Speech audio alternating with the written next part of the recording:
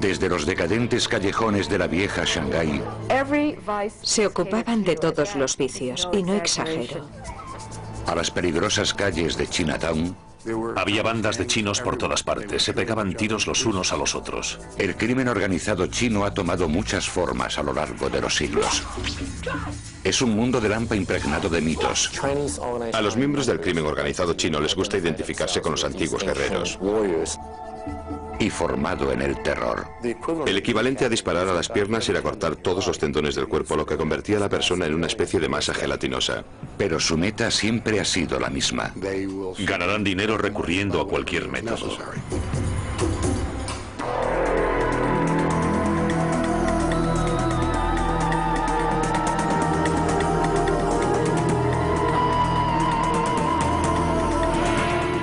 El crimen organizado. Episodio cuarto. La mafia china. 17 de diciembre de 1999. 12 hombres de la provincia china de Fujian se abren camino hacia una zona de carga y descarga próxima al puerto de Hong Kong. Los dirigen varios cabezas de serpiente, mercenarios criminales especializados en el contrabando de inmigrantes ilegales. Por un precio exorbitado, los cabezas de serpiente van a colar a los hombres en un barco que se dirige a los Estados Unidos, pero no como pasajeros, sino como carga. Amparándose en la oscuridad, los cabezas de serpiente meten a los hombres en lo que será su hogar durante las próximas 2 semanas. Un contenedor de carga de 3 por 12 metros. No creo que la gente que se mete en esos contenedores sea totalmente consciente de las circunstancias en las que van a viajar. Creo que están tan preocupados por llegar aquí que están dispuestos a correr cualquier tipo de riesgo. Después de unas horas se termina de cargar y se cierran las puertas. El contenedor va cubierto por un toldo que permite que entre aire durante la travesía. Después podrán cortarlo, lo que permitirá salir a los hombres cuando lleguen a su destino, Seattle, Washington. Su única forma de contacto con el mundo exterior es un móvil, que deberán usar para contactar a su llegada con los cabezas de serpiente de Seattle. Sus únicas comodidades son unas pocas y vitales provisiones. Este contenedor en concreto tenía edredones, agua, alimentos, galletas de arroz y recipientes para eliminar excrementos. Al día siguiente, el contenedor, propiedad de una naviera con base en Tokio llamada NIK Limited, es introducido en la bodega de un barco llamado OOCL Faith. A los agentes de la compañía se les ha dicho que el contenedor lleva un cargamento de unidades de maquinaria textil. Sobre él se apilan 8 contenedores más. Atrapados en su interior, los hombres de la provincia de Fujian se preparan para un viaje de 14 días de duración y 6.000 millas, un descenso a los infiernos. Les daba mucho miedo morirse o pensar en lo que podría pasarles durante el viaje, pero ya se habían comprometido, no había vuelta atrás. El tráfico de carga humana es solo uno de los muchos negocios ilegales que han convertido a la mafia china en una fuerza a nivel mundial. La mejor forma de resumir el crimen organizado chino es decir que es un supermercado del delito. Están dispuestos a asesinar por dinero, secuestrar, extorsionar, prestar dinero, blanquearlo, cometer delitos de guante blanco, delitos informáticos, cualquier delito que les ayude a conseguir cualquier tipo de ganancia económica. Pero durante los últimos 20 años el negocio de introducir ilegales ha crecido más que otros. Cada año introducen en los Estados Unidos a miles de ilegales chinos, usando una amplia variedad de conductos facilitados por una red global de cabezas de serpiente. Es una empresa criminal muy amplia. Ocurre en todas las fronteras terrestres, puertos y aeropuertos internacionales de los Estados Unidos. La gran mayoría de los que intentan colarse en los Estados Unidos, como los 12 hombres del OOCL Faith, proceden de la provincia costera de Fujian. Durante siglos los que emigran de Fujian se han lanzado al mar en busca de una vida mejor. Hoy miran hacia la montaña de oro, los Estados Unidos, donde un trabajador medio gana 10 veces más de lo que gana un fujianés medio. Incluso el salario más reducido de aquí puede ayudar a aldeas enteras de la provincia de Fujian. Hasta las peores condiciones de aquí son mejores que las mejores de allí. La recompensa de un viaje con final feliz puede ser enorme. Una nueva vida en América y dinero para enviar a la China. Pero los riesgos también son enormes.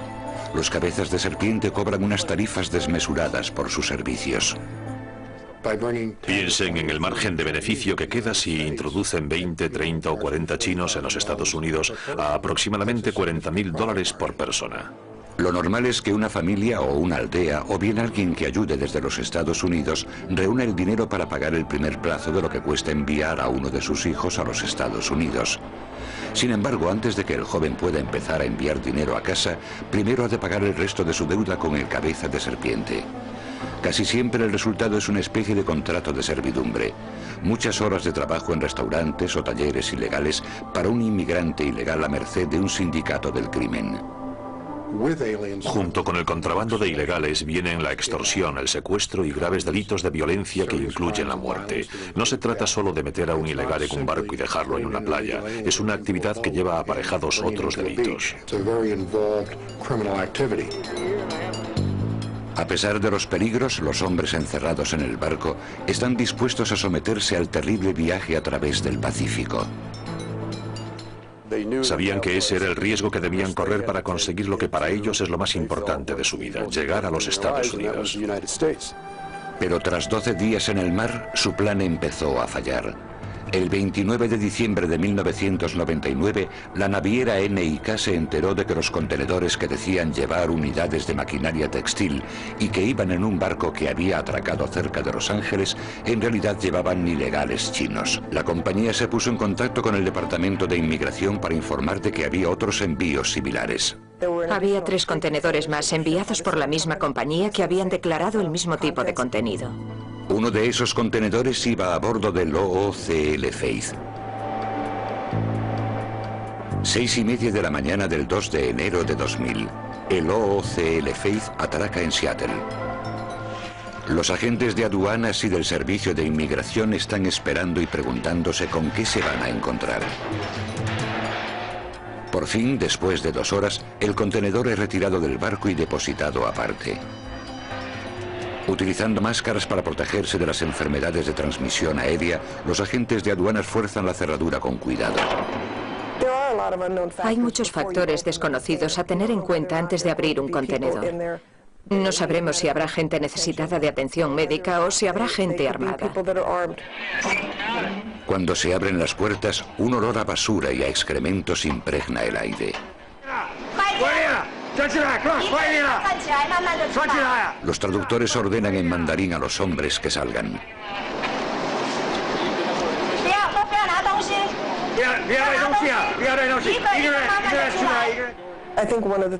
Una de las cosas que más me afectó fueron las deplorables condiciones en las que esa gente tuvo que viajar. Me cuesta mucho aceptar el hecho de que alguien sea capaz de hacerle eso a otros seres humanos por dinero. Por suerte, los 12 hombres habían sobrevivido al viaje. Pero ahora se enfrentaban a un viaje de otro tipo. A 4 semanas y 6.000 millas de su casa, quedaron bajo la custodia del Departamento de Inmigración que los detuvo por polizones. Esa semana, el OOCL Faith fue uno de los 4 barcos que llegaron a Seattle con carga humana en sus bodegas.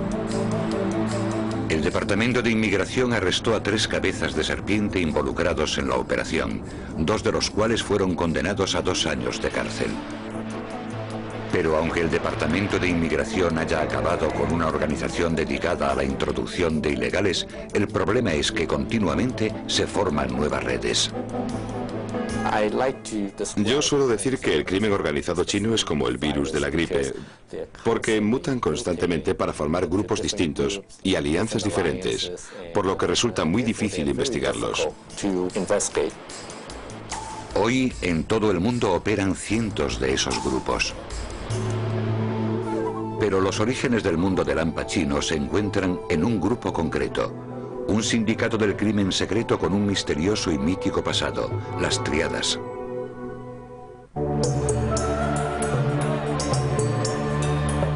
Actualmente el mundo del hampa chino está formado por cientos de diferentes organizaciones criminales. Pero sus raíces se encuentran en un solo grupo, una antigua hermandad llamada la Asociación del Cielo y la Tierra, más conocida como las Tríadas. Los orígenes de la banda más conocida de la China son motivo de debate desde hace mucho tiempo. Según la leyenda conocida por muchos chinos, la historia comienza en 1671 en un monasterio Shaolin de la provincia de Fujian. Allí un grupo de monjes budistas lleva una vida de sencillez y aislamiento. Cuando no meditan, perfeccionan un tipo de arte marcial que llegaría a ser conocido como Kung Fu. Un día los monjes se enteran de que los ejércitos bárbaros se acercan a la capital, Pekín, y amenazan con derrocar el imperio Qing.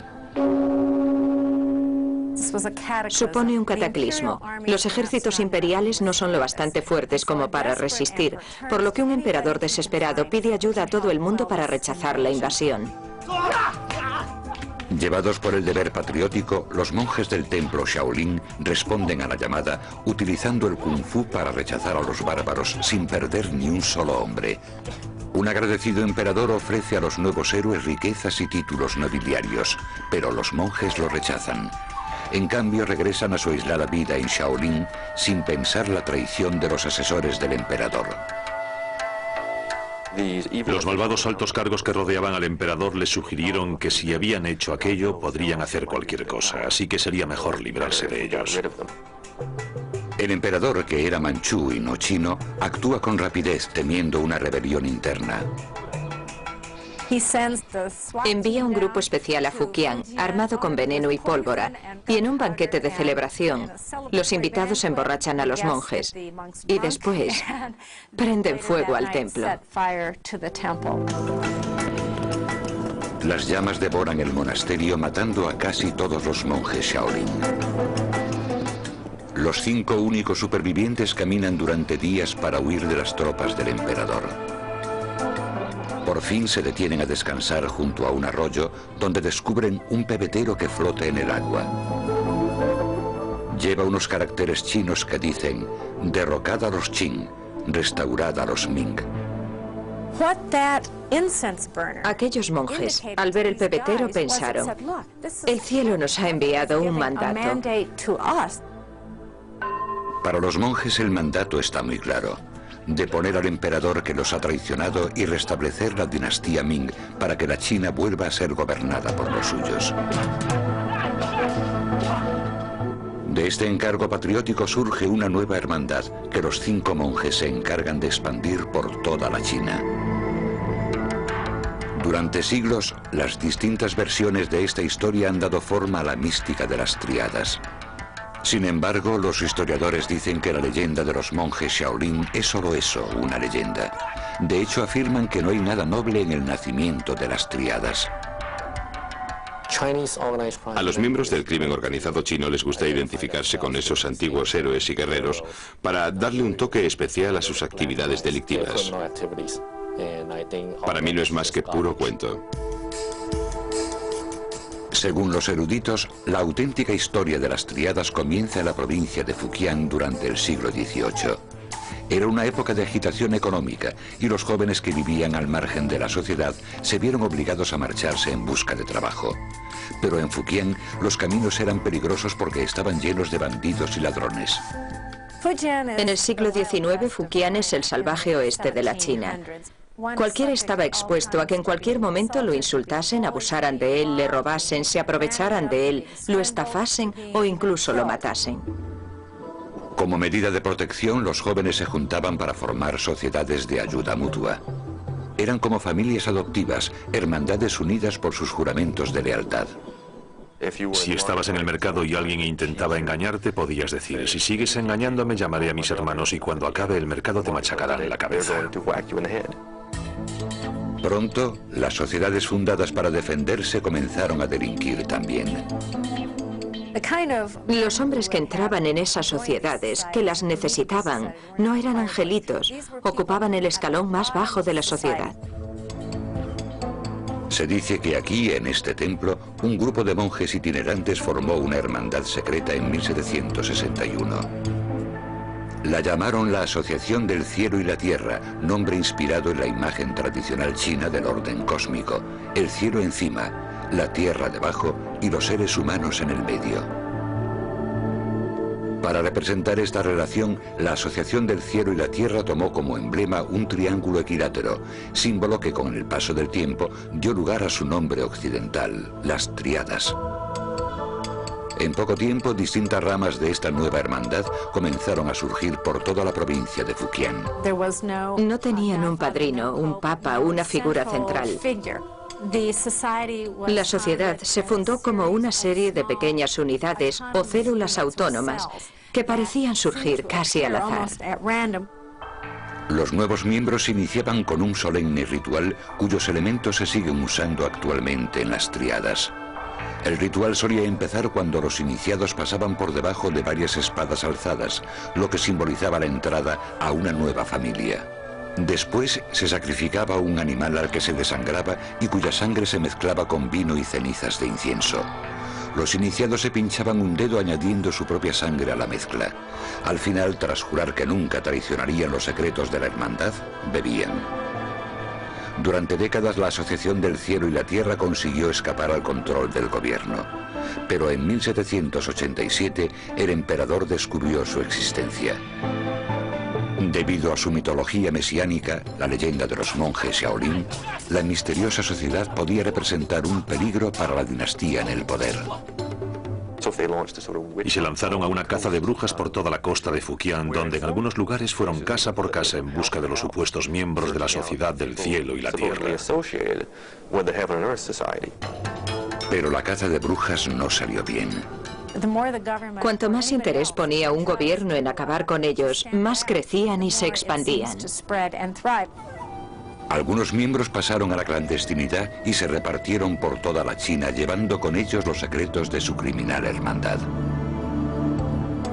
Casi de repente, la fracasada persecución del gobierno convirtió a la Asociación del Cielo y la Tierra en la sociedad secreta más famosa y célebre de la China. Durante el siglo siguiente, las Tríadas se extenderían por todo el sudeste asiático y se establecerían en los barrios chinos de Norteamérica. Sus actividades ilícitas abarcaban cualquier campo: tráfico de drogas, prostitución, juego. Y como las Tríadas formaban el grupo que definía el crimen organizado chino, surgieron decenas de imitadores. Con el tiempo, uno de ellos controlaría el oro blanco del tráfico de opio de la China y con él la ciudad más decadente del mundo, Shanghái.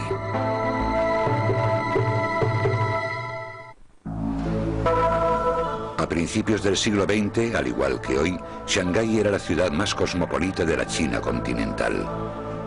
También era la más peligrosa, decadente y corrupta.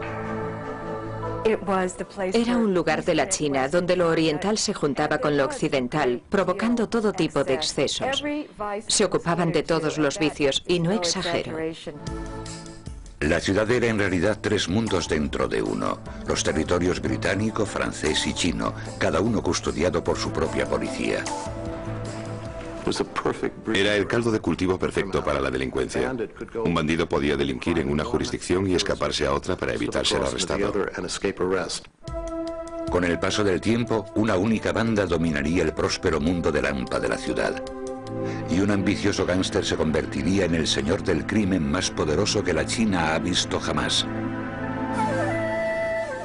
Con el auge de las Tríadas a finales del siglo XVIII, las sociedades secretas comenzaron a surgir por toda la China.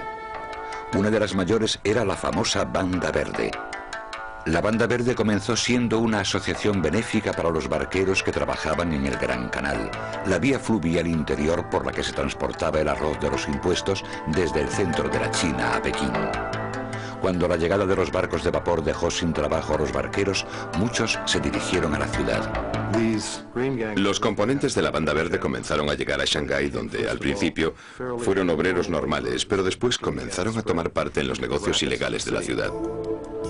Gracias a su experiencia en navegación y transporte, los componentes de la Banda Verde se abrieron camino en el próspero tráfico de opio.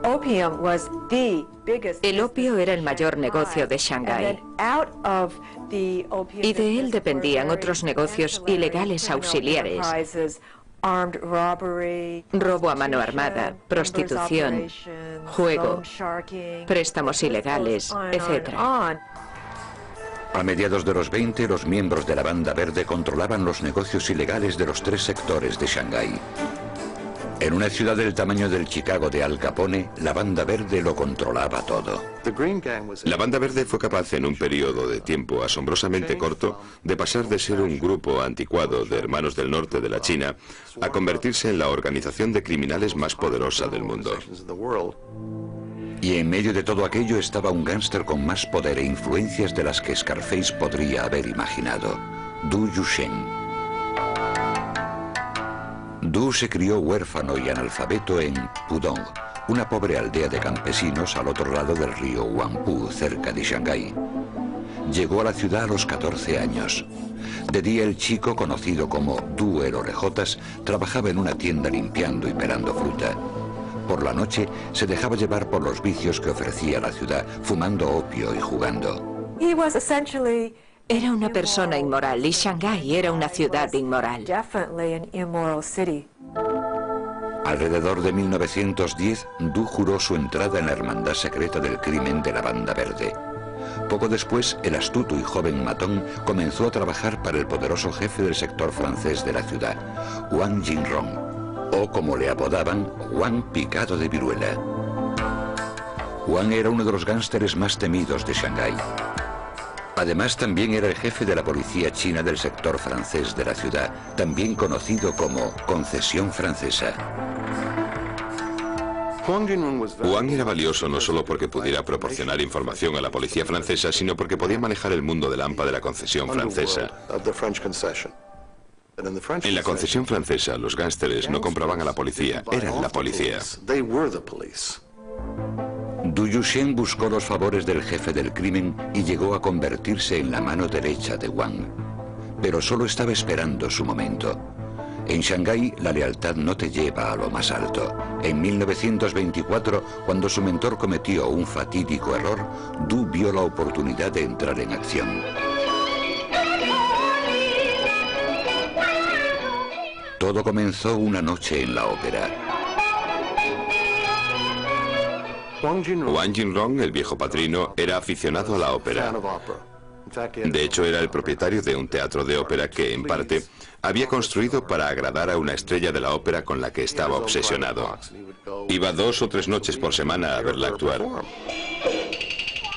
Esa noche, el hijo del jefe militar más importante de la región se encontraba entre el público.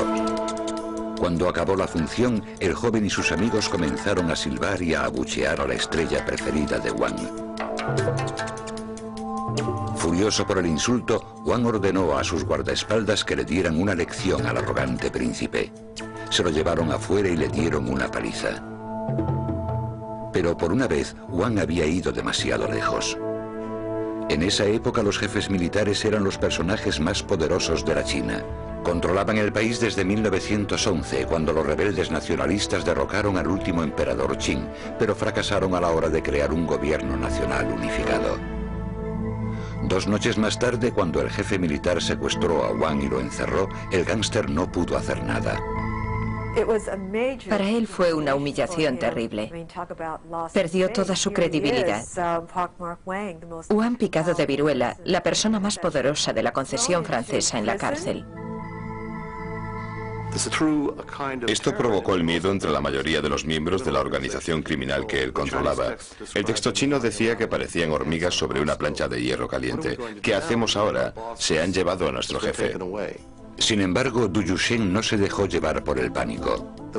En cuanto vio su oportunidad, no la dejó pasar. Sabía que podía desplazar a Wang Jinrong. Primero, Du pagó al jefe militar para que liberase a Wang Jinrong. Naturalmente, después de eso ya nada fue igual. Wang Picado de Viruela tenía que mostrarse agradecido a Du Yusheng. A partir de aquel día, Du Yusheng fue el verdadero jefe de la Banda Verde. Fue un golpe de estado muy bien organizado, pero Du no se quedó ahí. También consiguió que el jefe militar aceptase proporcionar protección militar a los cargamentos de opio que llegaban a la ciudad. Así pudo hacerse con el control del negocio ilegal más lucrativo de Shanghái. Y pronto forjaría una alianza que le aseguraría dicho control durante muchos años. En 1923 las tropas del Partido Nacionalista se habían aliado con los rebeldes comunistas en una campaña para derrotar a los jefes militares y reunificar la China. La coalición se apoderó del norte, haciéndose con la región que rodeaba Shanghái. Pero la alianza nunca había sido demasiado sólida. El líder nacionalista, Chiang Kai-shek, no se fiaba de los comunistas y temía por su propio futuro si estos conseguían apoderarse de Shanghái. En 1927, Chiang se puso en contacto con la figura más poderosa del mundo del AMPA de la ciudad, Du Yusheng. El general le pidió a Du que utilizara la fuerza de la Banda Verde contra los comunistas, que por entonces estaban organizando una huelga masiva en la sección china de Shanghái. Du aceptó velando por sus intereses. El futuro del monopolio del opio, que él más o menos tenía en Shanghái, se veía amenazado por la victoria comunista. El 12 de abril de 1927, a las 4 de la madrugada, en el centro de Shanghái, un penetrante silbido atraviesa el silencio del alba. A esa señal, miles de miembros de la Banda Verde acceden a la sección china de Shanghái, provocando un brutal ataque contra los huelguistas comunistas. Había comenzado la masacre conocida como el Terror Blanco. Los esbirros de Du sacaban a los hombres a la calle y los atravesaban con sus bayonetas o les disparaban. Un testigo dijo que las cabezas rodaban por las cunetas como si fueran ciruelas maduras. En cuestión de horas, los hombres de Du masacraron a casi 5.000 personas. El gángster le había entregado la ciudad a Chiang Kai-shek y ahora quería su recompensa.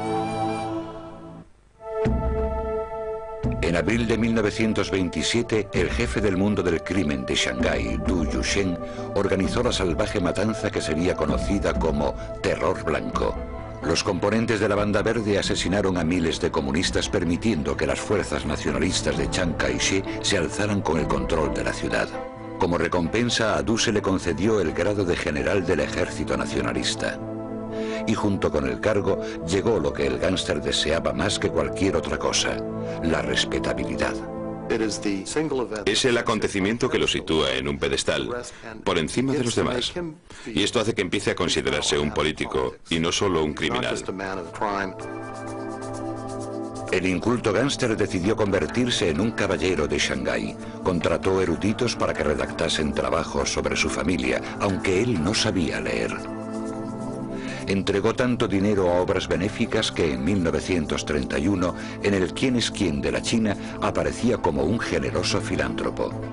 Acabaría siendo directivo de 5 bancos y de una universidad, además de ocupar un alto cargo en la Cámara de Comercio. Y siguió formando parte de la vida social de Shanghái. Este hombre, que surgió del escalón más bajo de la sociedad, ahora es el líder social de Shanghái. Cuando entra en un club nocturno, todo el mundo dice: ahí está, es él. Pero detrás de la fachada de respetabilidad, Du conservó su alma de gángster. Se ha dicho que Du era el Horacio Alger chino. Eso es cierto, pero también era el Al Capone chino. Desde su base en el sector francés, Du mantuvo su puño de acero cerrado sobre el mundo del AMPA de Shanghái. Cualquiera que lo contrariara se arriesgaba a experimentar una truculenta forma de justicia. El equivalente a disparar a las piernas era cortar todos los tendones del cuerpo, lo que convertía a la persona en una especie de masa gelatinosa. Para Chiang Kai-shek, el miedo inspirado por Du y sus secuaces se convirtió en una herramienta muy útil para recaudar fondos. Necesitaban a la Banda Verde por su fuerza, ya que muchos de los ciudadanos más ricos de Shanghái vivían en secciones de la ciudad que no estaban bajo el control chino. ¿Quién podía entrar en la concesión francesa y secuestrar o matar a un banquero con impunidad? Los hombres de Du Yusheng. Du Yusheng se convirtió en el instrumento de terror que asustaba a la clase capitalista de Shanghái. La relación de Du con los nacionalistas también le sirvió a este para llenarse los bolsillos. Tras el Terror Blanco, el gángster se convirtió en el jefe del llamado Comité para la Supresión del Opio, la agencia encargada de todo el opio ilegal confiscado por las autoridades.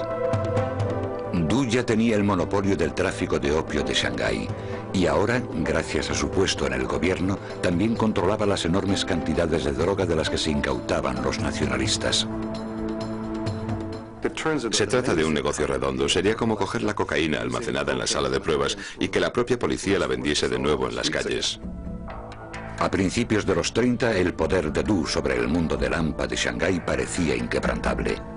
Se había convertido en el gángster más poderoso de la China y en uno de los hombres más influyentes de Shanghái.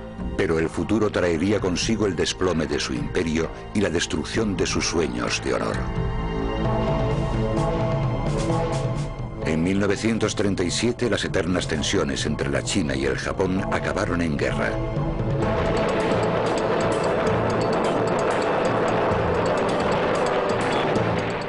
El 14 de agosto, los japoneses atacaron Shanghái.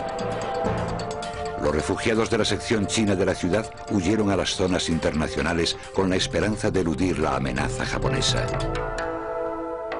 Viendo cómo cercaban su ciudad, Du Yuxian movilizó el mundo del AMPA. Los componentes de la Banda Verde lucharon en primera línea de fuego del ejército chino y formaron unidades de guerrilla para resistir la ocupación japonesa. Pero eso no bastó. Tras 3 meses de encarnizada lucha, Shanghái cayó.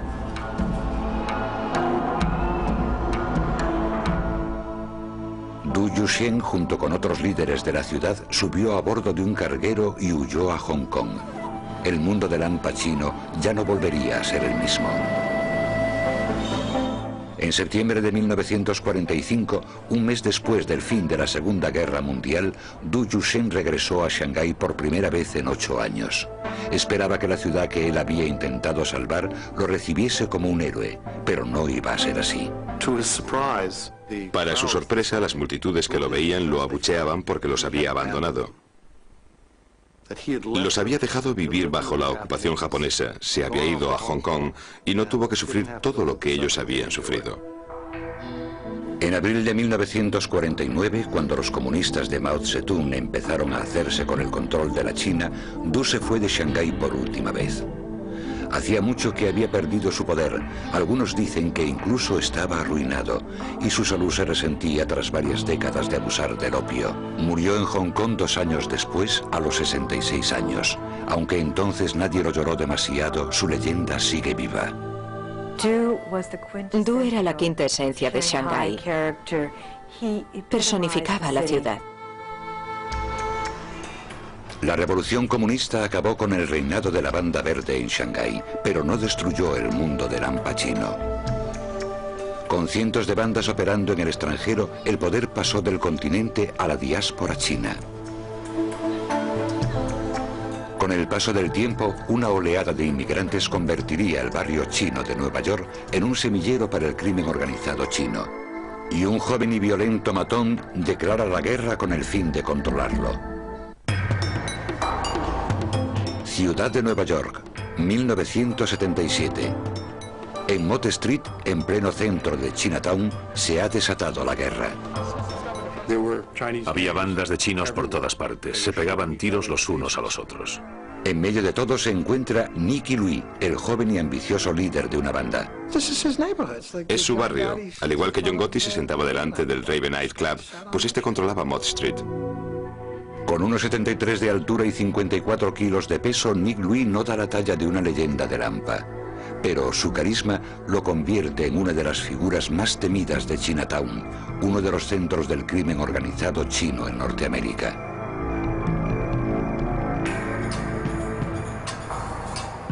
Jin-Po Louis llegó a Norteamérica cuando era un muchacho a finales de los 60. El que pronto sería conocido como Nicky formaba parte de una oleada de inmigrantes que empezó a llegar a lo que hasta entonces había sido un barrio tranquilo. Chinatown era una ciudad dentro de la ciudad de Nueva York. Se podía vivir en ella sin tener que hablar inglés y además se podía vivir muy bien. La población china presente en Norteamérica había permanecido estable desde 1882, cuando el Congreso aprobó la ley de exclusión china que prohibía más inmigración procedente de la China. Pero a principios de 1965, el Congreso invirtió dicha política, permitiendo que cada año entrasen en el país legalmente hasta 20.000 chinos. Casi de repente, Chinatown se vio tomada por los recién llegados de Hong Kong, Taiwán y la China continental. Muchos eran jóvenes, a menudo terriblemente pobres e incapaces de hablar inglés. No conseguían empleo, así que tuvieron que salir a la calle y buscarse la vida. Al poco tiempo empezaron a formar bandas callejeras, versiones americanizadas de las hermandades secretas de la China del 18, con nombres que sonaban a antiguo, como los dragones voladores o las águilas blancas. Era una oportunidad para ellos, y eso creó una especie de vacío de poder. Si estabas dispuesto a hacer cosas como amenazar a la gente con armas, podías ganarte la vida. Y aparece Nicky Louis.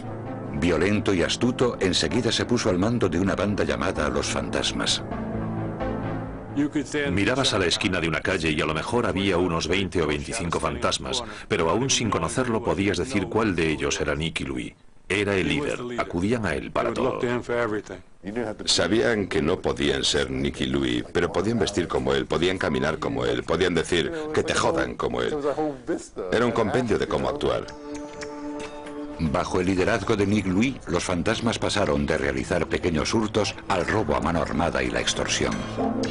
Sus blancos solían ser los restaurantes que bordeaban las calles de Chinatown. Se acercaban al dueño de un restaurante y le decían: este joven acaba de llegar de Hong Kong, ¿puedes emplearlo en tu restaurante? Y le daban un empleo de 100 o 150 dólares a la semana. El tipo aparecía una o dos veces y ya no volvía nunca más, pero seguía cobrando. Eso es extorsión. Pero el ambicioso Nicky Louis tenía mejores planes. Quería hacerse con el control de todo Chinatown. Para ello tenía que forjar una alianza con una de las organizaciones que llevaban mucho tiempo dirigiendo los negocios ilegales de Chinatown, los Tongs. Los Tongs fueron los primeros que se establecieron en la década de 1860 como asociaciones benéficas para proteger de la discriminación a los trabajadores inmigrantes chinos. Se convirtieron en el centro de la vida de la comunidad en la mayoría de los barrios chinos, una combinación de banco, club social y ayuntamiento, pero no se limitaron a ser benéficos durante mucho tiempo. Algunos de los Tongs degeneraron en organizaciones criminales que dirigían prostíbulos, casas de juego, fumaderos de opio. En Nueva York, los elementos criminales del Tong On León habían controlado los negocios ilegales de Mott Street, la calle principal de Chinatown, desde el cambio de siglo. Pero a principios de los 70, la violencia entre bandas comenzaba a afectar a sus operaciones, sobre todo a sus lucrativas casas de juego. Para ponerle fin a esto, el Tong reclutó a una de las bandas, las Águilas Blancas, para hacerles de matones. Los fantasmas se quedaron fuera, obligados a operar en la periferia del barrio chino, pero eso no detuvo a Nicky Louis. La noche del 3 de marzo de 1973, el grupo de Nicky vio a un miembro de las Águilas Blancas, Arthur Ha, solo, de pie en Mott Street. Clavándole un arma en las costillas, los fantasmas lo metieron en un coche y se lo llevaron a uno de los muelles de East River. Allí lo ataron, lo llevaron hasta el borde del agua y lo arrojaron a las rápidas aguas. Su cadáver se recuperó varias semanas después. El asesinato de Arthur Ha conmocionó el mundo del AMPA de Chinatown. Demostraba que los águilas eran vulnerables, en lo que supuestamente era su zona geográfica segura.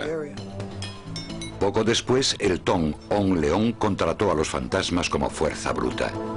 El control de Nicky Louis sobre Mott Street ya era completo, pero el éxito lo convirtió en un blanco.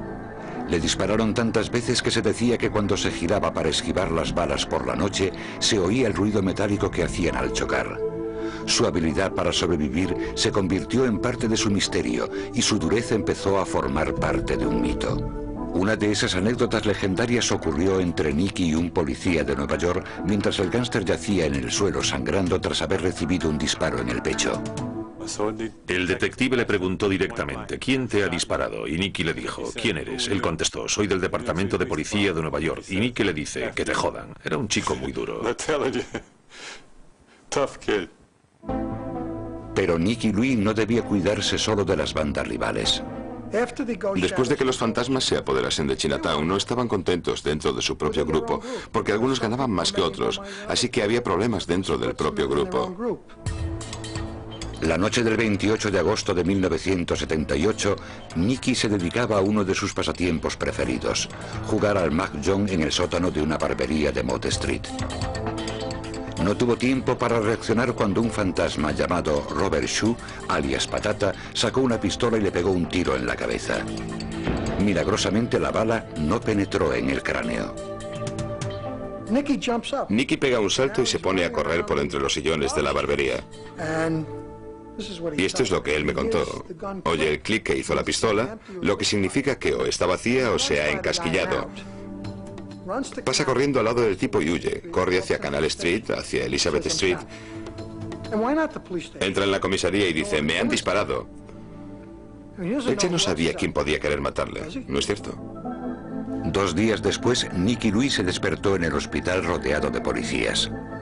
Aceptó cooperar con las autoridades y testificar en contra del que iba a ser su asesino. Pero al hacerlo, tuvo que contar su propio historial delictivo, incluidos varios crímenes. Su testimonio se volvería contra él en 1985, cuando los fiscales lo utilizaron para acusar a Nicky Louis y a otros 24 fantasmas de participar en negocios ilegales. Se volvió contra él. Encerró al tipo que le había disparado, pero fueron sus propias palabras las que lo llevaron a declararse culpable a él también. En octubre de 1986, Nicky Louis fue condenado a 15 años de cárcel. Su caída y la desaparición de los fantasmas supuso el fin de una era en el mundo del Al Pacino. Ya no existe una definición clara de quién trabaja para quién y quién controla qué calles y qué negocios. Ahora es una especie de popurrí de asiáticos dispuestos a delinquir en una comunidad china.